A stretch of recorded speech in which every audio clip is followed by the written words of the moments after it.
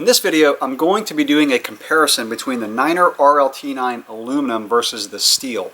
And this is not a video that I had originally set out to do. It kind of happened organically in that I got the aluminum model, and after spending about 3 weeks on it, I concluded that it was a little bit too harsh.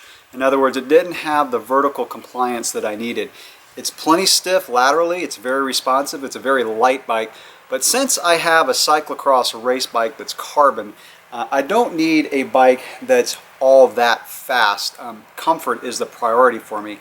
Now I think the steel is going to be plenty fast, but I'm going to break this bike down, swap it out for the steel frame, and then let you know how I think the two rides compare. Now this is the 4-star Ultegra build, and I've done a few reviews on this, so I'm not going to really go over it, but I just wanted to show it on this video before I break it down and put all the components on the steel frame. So here it is. Now it's time to wave my wand over the bike and make it a steel frame. So there we go, Niner RLT9 Steel. Before I talk about the differences in ride quality between the steel and the aluminum, I want to show some feature differences between the two frames. So first off, cable routing. Cable routing on the steel frame is actually external, and it's got these 3 different little brackets that will hold the rear and the front derailleur. So on this side I've got the front, and it ends down here, and this little boss goes under the bottom bracket and comes up to the front derailleur, whereas the rear one's all the way on the other side, comes also under the bottom bracket, and then just comes to the back. So you know, it's cleaner with the cables inside, but it's a little bit easier to build, and obviously easier if you want to change the housing down the road. So I really don't mind the external routing. On the aluminum, so here's the frame, and you've got this little hole here, and the cables come out here, and this little chuck, I would call it, would come off. And it's actually really easy to get the cables through the frame of the aluminum, and they just pop out on the bottom, and the front derailleur ends here, or actually the rear derailleur comes out here, the rear derailleur cable, the front ends here, goes up to the front derailleur. Now interestingly, even though they both use the same size seat post, I had to use this little bracket, and the steel frame actually comes with this little bracket. At first I didn't know what it was, but I was building up the bike and I tried to put the front derailleur on. I was like, oh crap, I need a new front derailleur, but then I saw this little bracket that Niner includes, so I can use this front derailleur. So that was really cool. Niner is really good about including stuff like that. So cable routing, you know, like I said, external on the steel, internal on the aluminum. And by the way, on the aluminum, when the rear derailleur cable comes out, it stays external underneath the chainstay. On the steel frame, if you wanted to run Di2, you would run the cable inside, and you would pull out this little cover here, run the Di2 cable internally, and the front derailleur would come out here, and I believe the rear derailleur would come out under the bottom bracket. Don't quote me on that, but I believe it comes out the bottom bracket and would go along the chainstay and probably just go under the chainstay protector there. So again, Di2 would be internal as opposed to the external mechanical. Another difference between the two is the rear dropout. Both use a removable derailleur hanger, but on the aluminum frame, where the axle threads in is fixed. Now both use a through axle, front and rear. On the steel, you've got this little piece here that is removable, and that's part actually of the rear derailleur hanger. But it also comes with this little thing, that it's a little cap that you would put in place of the rear derailleur hanger in case you wanted to run single speed. So I thought that was really cool that Niner would include that in case you wanted to set this bike up as a single speed. Now both frames have bosses for a rack or fenders in the back, and you can see here on the aluminum it would actually thread in down here, whereas it's more mounted on the back of the seat stay for the steel frame, and they both have this little screw here to hold a fender in place. And the forks are the same on both. They're both a carbon fork, carbon steer. Both of them have areas where you can mount a front rack. Another difference is there is no press-in piece for the headset bearings on the aluminum frame, whereas the steel, you would have to press in this component for the headset. Not a big deal. You just need a headset bearing press or head cup press to press those in. The final difference that I want to point out is that there is a place for a third water bottle cage. Let me knock some of the mud off from my ride this morning. So you've got mounts here for a water bottle holder underneath the down tube in addition to the two inside the frame, whereas the aluminum, you do have two inside the frame, but there is none underneath. And to me that kind of shows that the steel is really engineered more for long rides. The aluminum is not quite as comfortable, and again I'll get into the ride characteristics here in a minute, but the steel is for someone who is not quite as concerned about weight, more concerned about comfort over the long haul, whereas the aluminum is a little bit more snappy, maybe used in shorter gravel grinder races as opposed to multi-day events. Now let's talk about how these bikes ride. Now I first want to say, if you're not too familiar with steel, this is what you want to see. Reynolds 853. That is the high-end steel. It used to be way back in the day, before carbon, that if you wanted a really nice high-end road bike, you would get one that was Reynolds 853. My first road bike was a Mozzie with Reynolds 853 steel, Campanella components. It was a really sweet ride. But the Reynolds 853 is the highest quality steel on a bike frame that I know of, and there's other types of steel that are probably just not quite as light as the Reynolds 853. So when I was tearing down the aluminum frame that I spent so long building up, I really questioned whether I was doing the right thing, because I put a lot of time and attention to detail when I build up a bike, including putting all this frame saver tape and everything on the bike. But after my first ride on the steel, I realized that I did make the right choice. Now what I did was, 2 days ago I rode the aluminum bike. That night I broke it down, built up the steel, was able to get it done in one night, and it wasn't really a real time-consuming build because I already had the wheels set up and handlebars set up and saddle adjusted, so it was just a matter of swapping over the components. And then the next day I did a 1-hour ride, and then this morning I did about a 60-mile ride on the steel frame. And I don't feel like I need to put in a long amount of time on this bike to really know the difference. I think the first impression is usually the best in this type of comparison. The first thing that I noticed is the best way to describe it is I felt like I let about 5 or 10 psi out of the tires. And I did tune the ride with the aluminum frame, with the wheels, with the tires I should say, and I ended up with some pretty low tire pressure to get it to be pretty compliant over the bumpy dirt roads. And let me just say that the roads that I ride, they're kind of a lime rock based, a lot of them, and they can get really pitted and they can get washboards, which makes for a chattery kind of rough ride. And so that's why I really wanted to go with the steel. And the steel frame really, the best way to describe it, like I said, feel like you let some air out of the tires. It also feels like the bumps are more muted. So whereas the aluminum, the bump is going to be a little bit more harsh. It's going to carry through the frame. The steel absorbs it. Now one thing that really helps the steel is this little bend in the seat stays. And what that does is it allows the steel to flex. The steel will flex more than the aluminum. Now if we look at the seat stays on the aluminum frame, they are more straight, and so they really won't flex. They really won't allow the frame to absorb a little bit of the bumps. The steel frame also to me feels just a little bit springy. It's not like adding suspension, but it feels springy, and it's, again, that's the best way that I can describe that. But it just feels a little bit more lively, and it feels like I said, the bumps just get more muted, more absorbed in the frame, whereas the aluminum, the bumps will carry through to the rider a little bit more. And I will say that sprinting and out of the saddle efforts, and I'm a pretty light rider, so I'm about 145 pounds. And for me, I didn't notice really much flex in the frame when sprinting. Now, on a gravel grinder bike, you're not doing a lot of sprints. It's not like a crit or even a cyclocross race where you're coming out of a corner and then just hammering down, putting out 1,000 watts to get back up to speed.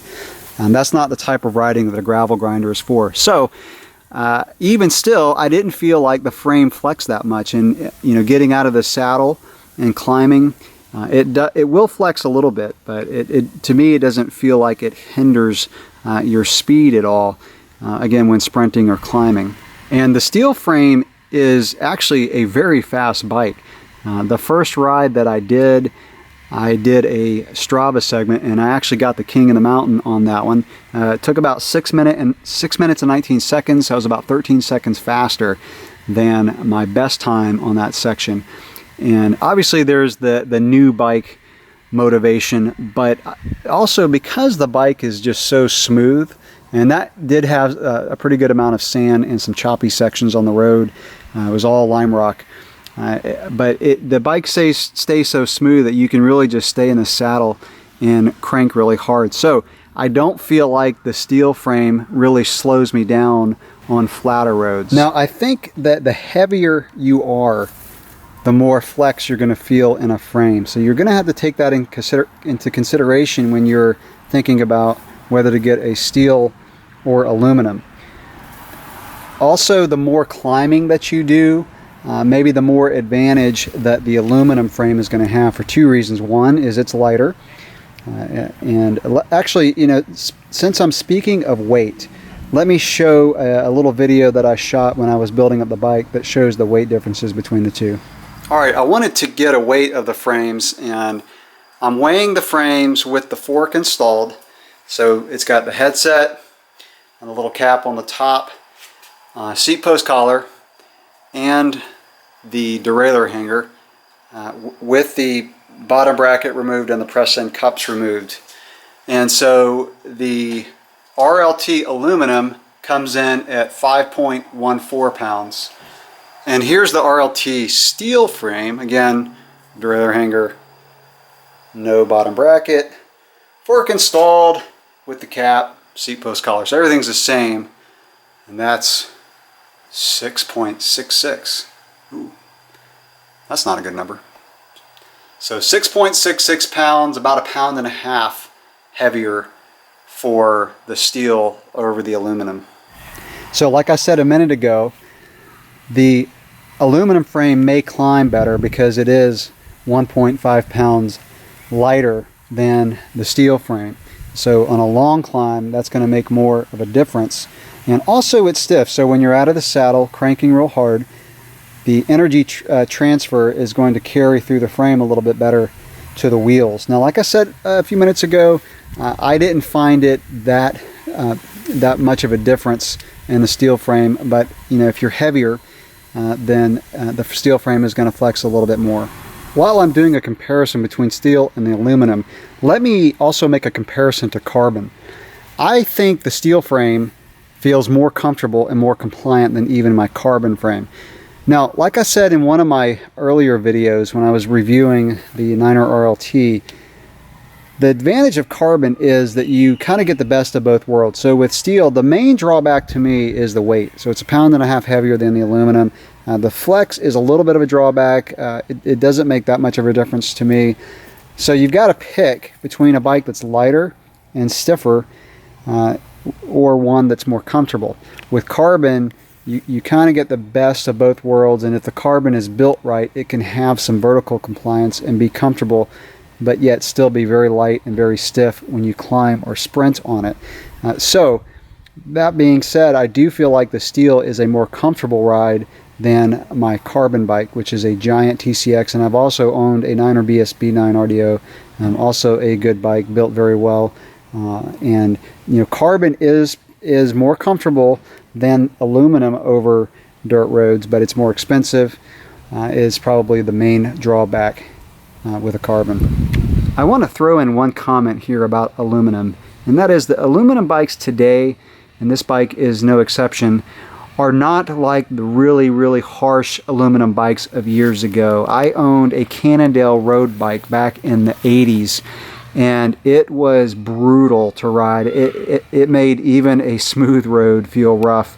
It was plenty light, plenty stiff. Aluminum frames today, like I said, are not like that. They are more compliant. So if it's been a while since you've rode an aluminum, and like me, you rode one way back in the day, these are not like those old harsh aluminum bikes.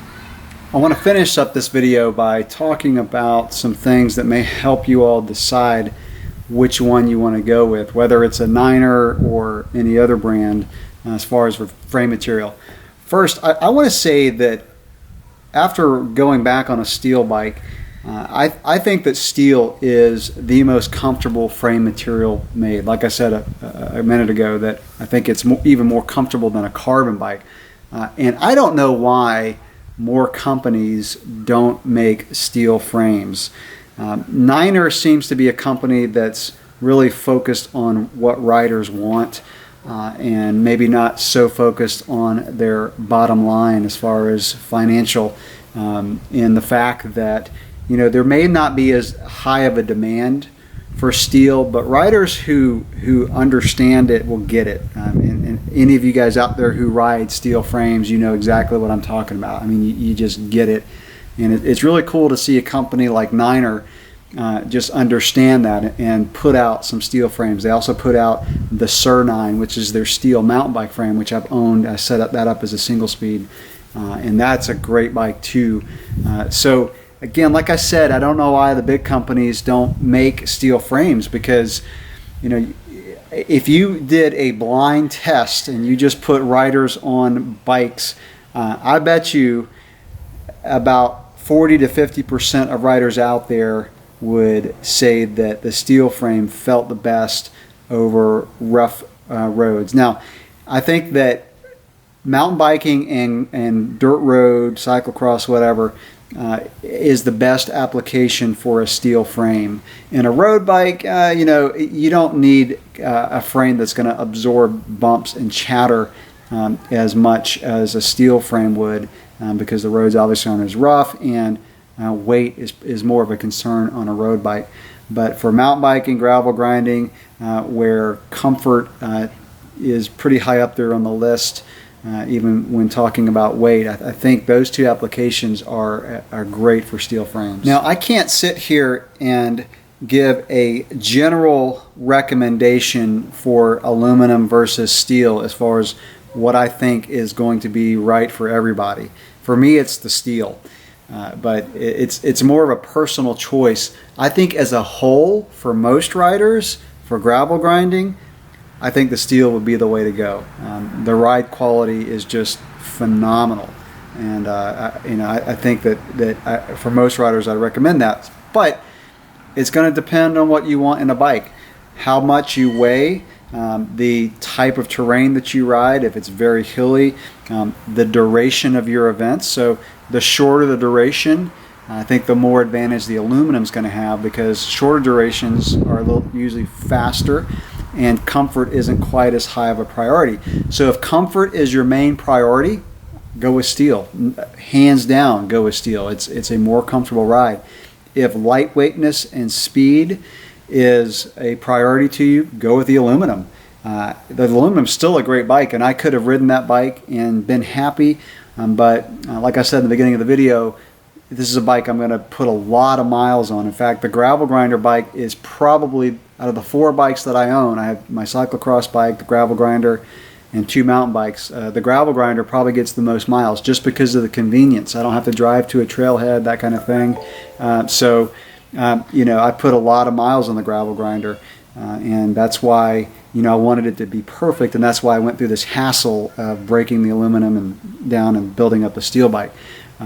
So again, you know, there's all these factors. Your weight, I think that a heavier rider is going to flex a steel frame more, and maybe even get a little more compliance out of an aluminum frame than I would, being a lighter rider. So if you're really heavy, like over 200 pounds, the aluminum may be the way to go for that stiff. And the last thing I want to talk about is these frames for racing. So if you're getting this bike and you may do some cyclocross racing, the aluminum one is probably going to be faster on a cyclocross course. It won't be as comfortable as the steel, but it is going to be faster and more responsive. It won't be quite as responsive as a pure cyclocross bike in terms of the handling and sprinting and things like that, but it's still, the aluminum is more responsive than the steel. And it's lighter, so when you're sprinting out of a corner, you're going to get it up to speed faster. So again, if you're doing some cyclocross racing with this bike, then I would say get the aluminum. Unless your courses that you ride are pretty rough and bumpy, then I'd say go with the steel. But now if you're mainly doing cyclocross racing, I would get more of a pure cyclocross race bike, and I made a video that compared cyclocross versus gravel grinder. I went more into that, so you can watch that if you want some more information of that. In terms of gravel grinder events, it's going to depend on what you want, all those qualities that I mentioned earlier. I think for racing on a gravel grinder event, you're going to be fast on both. Like I said, that Strava segment that I did, I was really fast on the steel frame. Now, if the terrain that you ride in is mountainous, you're probably going to get up the mountain faster on the aluminum frame, for all the reasons I mentioned earlier, weight and flex. But on the downhill, the steel is going to be more comfortable. So all those things are going to play into it. If I had to give a general recommendation for gravel grinder events, if your events are pretty long, like over 3, 4, 5 hours, I would say go with the steel frame. That comfort is really going to help you out. If you do events on dirt roads that are shorter, then I think you're going to be faster on the aluminum. So that will wrap it up for this video on the Niner RLT steel versus aluminum. Hopefully some of the things that I shared in here will help you decide which one you should get. If you have any other comments or questions, leave them below for me. Thanks for watching.